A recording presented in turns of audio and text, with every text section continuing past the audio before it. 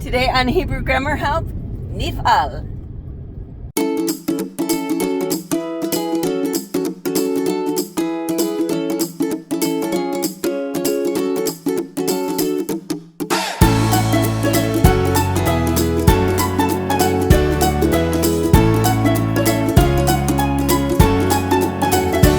Shalom and welcome back to Hebrew Grammar Help. I'm Sapir, and I want to first apologize if you were wanting and waiting for a video last week. I was on my deathbed with the flu, and that's why I did not get a video out last week. So I'm continuing this week with just my normal schedule, and so today is grammar.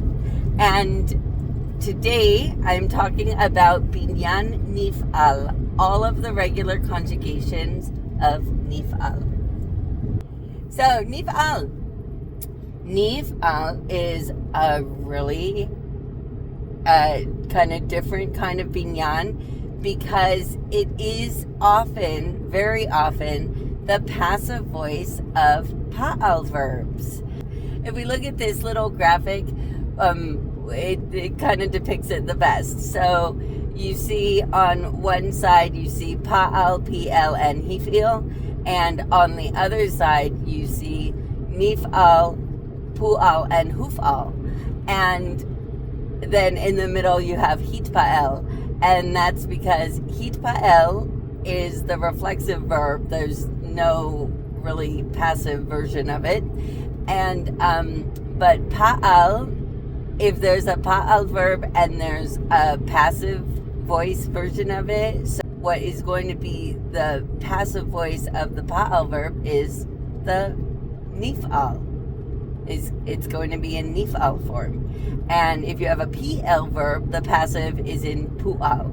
And if you have a hif'il verb, the passive is huf'al. So the three binyanim on this side are basically the passive voice binyanim. And so nif'al very often is the passive voice of a pa'al verb, but not 100% of the time. So I actually looked at the verbs that I could see, the nif'al verbs that I could see from palim.com. I got 427 nif'al verbs, and I matched them up with pa'al versions. And what I found was that about 68% of the nif'al verbs were indeed a passive voice of a pa'al verb. So that's clearly the majority and a vast majority. Then there was a very small group of verbs, 9%. The meaning of the nif'al verb is related to the meaning of a pa'al verb, but it is not necessarily in a passive versus active relationship. And that left about 23% of verbs that either there is no pa'al verb that corresponds with the nif'al, or at least not in palim.com's database, or the pa'al verb had a completely different meaning. And so because of this, nif'al is not really considered only a passive voice verb, and it has some characteristics that the other two passive voice verbs don't have. And that is, most importantly, that it has a shem poal, an infinitive form, a shem peula, the verbal noun, and also imperative forms.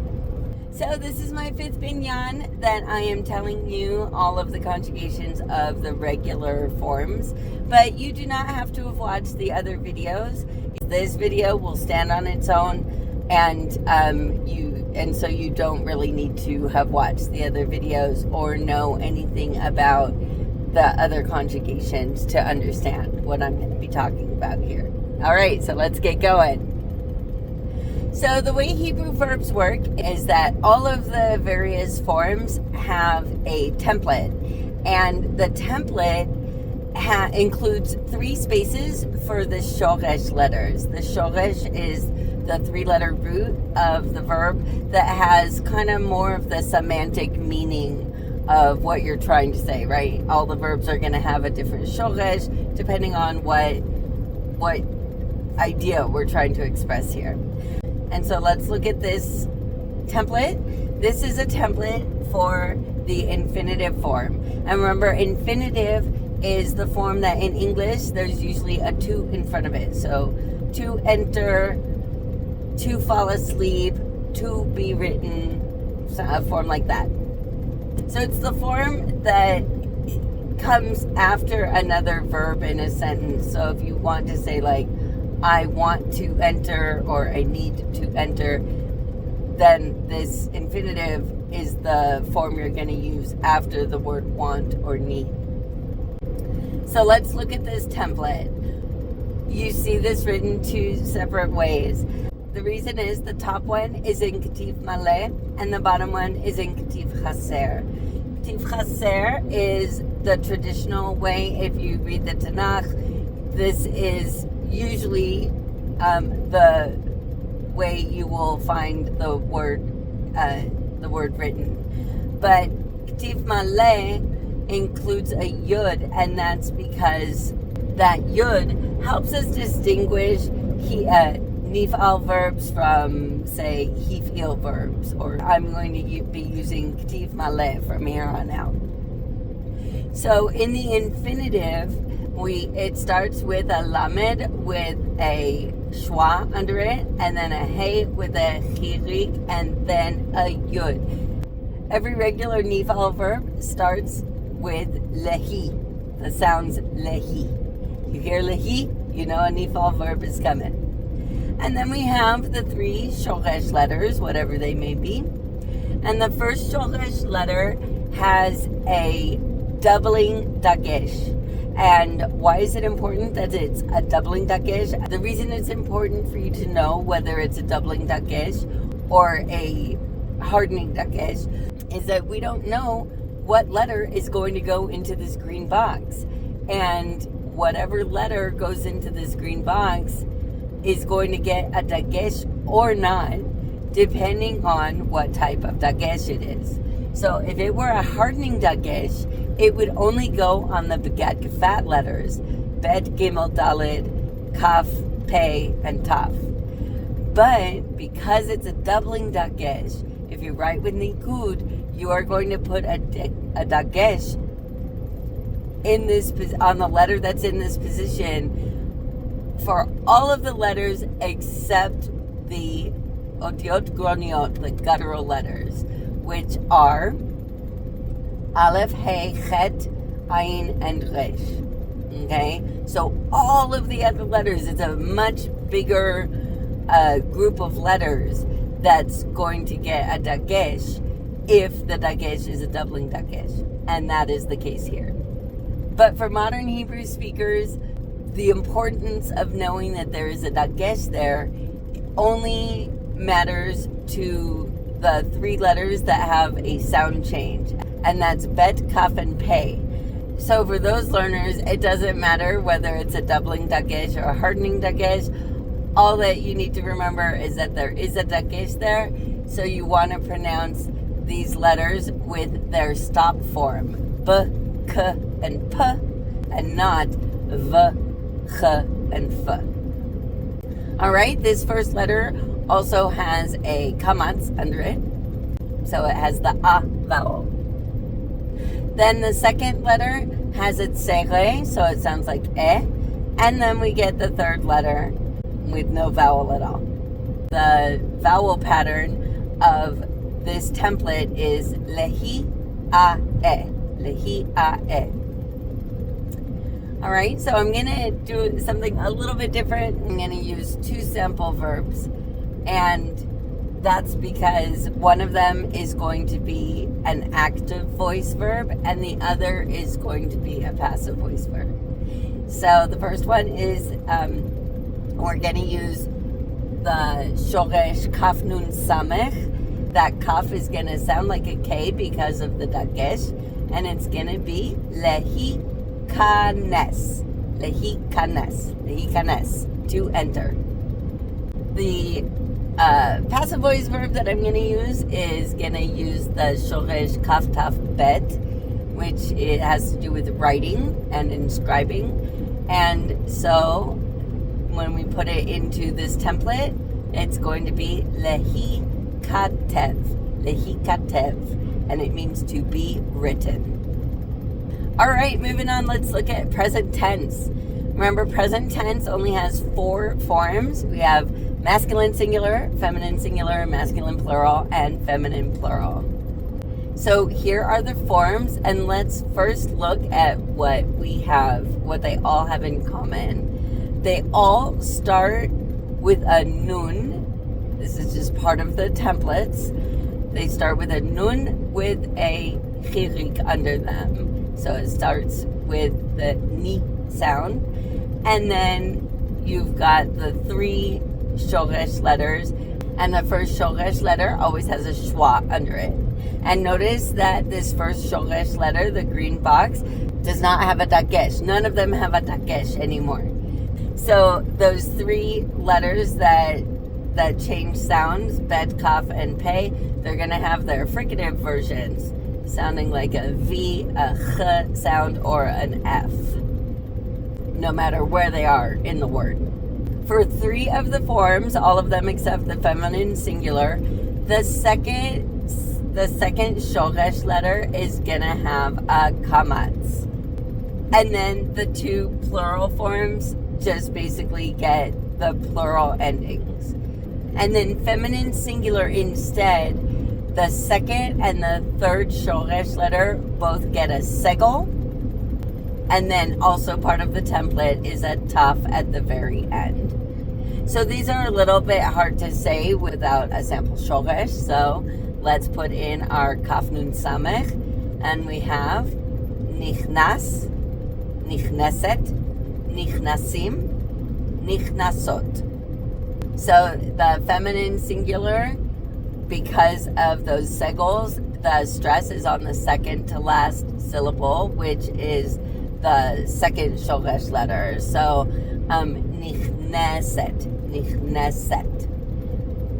And the other 3 are on the last syllable. Nichnas, nichnasim, nichnasot. All right, let's put our kaf taf bet shoresh, and we have nichtav, nichtevet, nichtavim, nichtavot. And this means something is written, like a letter or books or whatever, an article. Okay, moving on. Past tense. Past tense, of course, past and future always have a bunch of different forms, because not only do we differentiate between number and gender, but also by person for second and third person. So our templates here are all going to start with a nun with a chirik under them. And then they're going to have their 3 shoresh letters, And then most of these forms also have typical subject endings that match the subject. All right, the first shoresh letter always has a schwa. So for most of the forms, the second shoresh letter has a patach, except for third persons. The third shoresh letter has a schwa, and then we add the suffix. But third person singular feminine and third person plural has a little bit of a different pattern, and that's because they have a stressed suffix.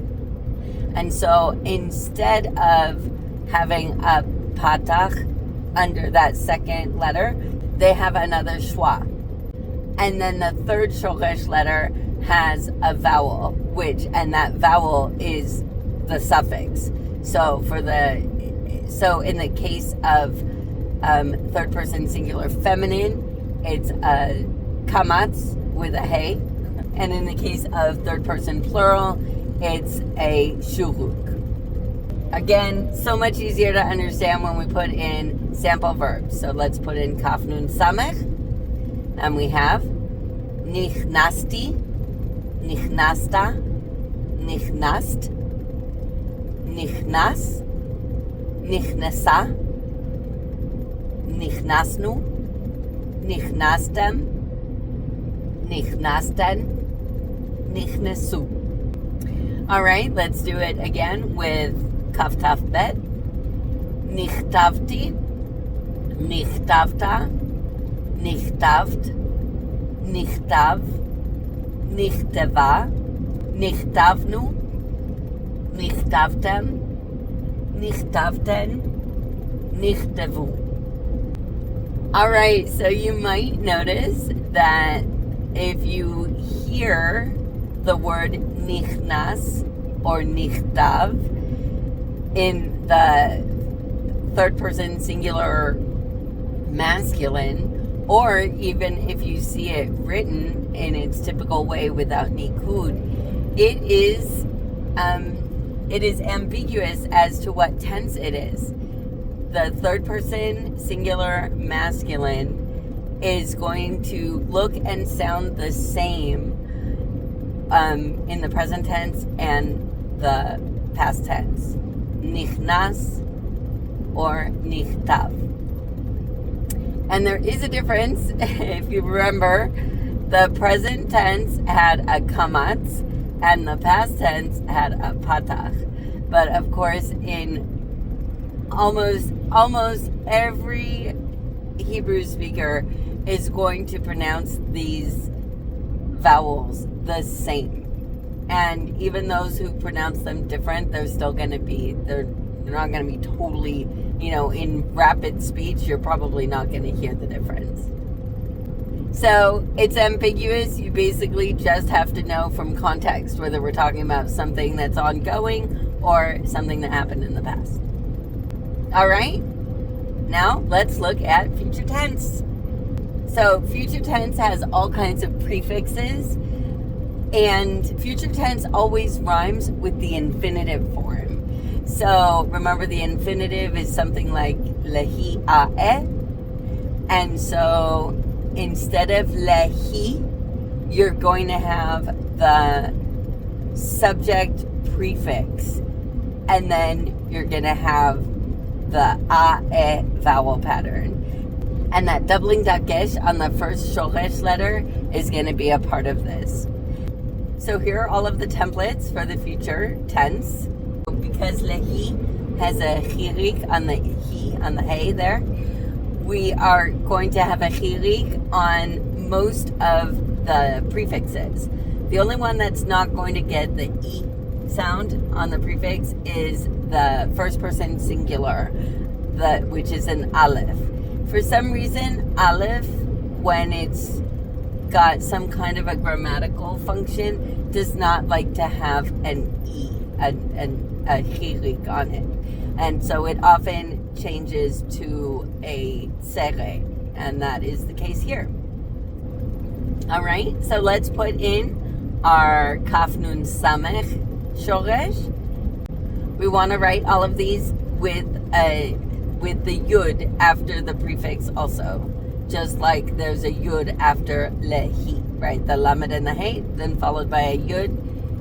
We have the prefixes followed by a yud. So they're all going to have that i-a-e vowel pattern, except that sere is going to reduce to a schwa in the forms that have a suffix as well. So this is going to be the second person singular feminine, the second person plural, and the third person plural. So let's run through them with kaf nun samech. We have ekanes, tikanes, tikansi, yikanes, tikanes. Remember, the he form is always exactly the same as the ataf form. Nikanes, tikansu, yikansu. All right, with kaf taf bet, if we want to say something will be written. Ekatev, tikatev, tikatvi, yikatev, tikatev, nikatev, tikatvu, yikatvu. So that's future tense, and remember, future tense is almost always used for the imperative forms as well. So if you want to tell somebody enter, you're just going to say tikanes if it's a single man, tikansi if it's a single woman, or tikansu if it's a bunch of people. But of course there are imperative forms, and it's pretty rare that you yourself are going to use them. I know I've mentioned this before in other videos. The only time I ever actually see the actual imperative form used is in textbooks that I use with my son, that when they're telling the kids what to do, read this paragraph and then fill in the blanks, or whatever they're telling them to do. In those sentences where they tell the kids what to do, they use the actual imperative forms. That's the only place I've ever actually seen it in the wild in modern Hebrew. So to form the imperative is always based off of the future tense, and so of course you're going to have the same three people that you might tell them to do something. You singular masculine, you singular feminine, or you plural. With our sample verb lehikanes, it's going to be tikanes, tikansi, tikansu. The more formal way to make an imperative is based on those three forms, and you take off the taf and replace it with a hey. So hikanes, hikansi, hikansu. But again, you're not going to talk that way with Israelis. If somebody, if you're inside a room and somebody knocks on the door and you want to tell them to come in and you say hikanes, that's going to sound weird. You want to say tikanes, or tikansi, or tikansu. When would you ever use the imperative of a passive voice verb, right? Be written. I mean, that doesn't make any sense. So I'm not going to use the kaftaf bed in the imperative. I'm not going to talk about that because it doesn't make any sense.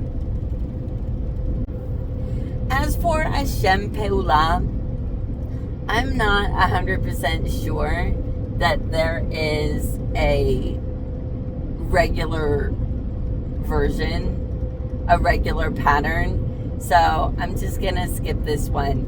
This one you might just have to learn it one by one. Remember, Shem Peula, this is a verbal noun. It always actually is a noun form, but it's based on the verb. So in English, sometimes these verbal nouns are translated to the gerund, the form that has an ing on the end. So like entering, or it can also be like entrance, right? That, like, where's the entrance to the building? It's really, really common for verbal nouns not to follow the normal pattern. Really, really odd for that to happen in any of the actual verb forms. So basically, I am going to leave you high and dry with the Shem Peula as well. All right, so now you know all about Nif'al verbs and how to conjugate them. As usual, if you have any questions or feedback, please leave it in the comments and I will do my best to get back to you. Hit like if you enjoyed this video, and subscribe and hit the notification bell if you want to see more. Lehitraot, Papa Ama Ba'a. See you next time.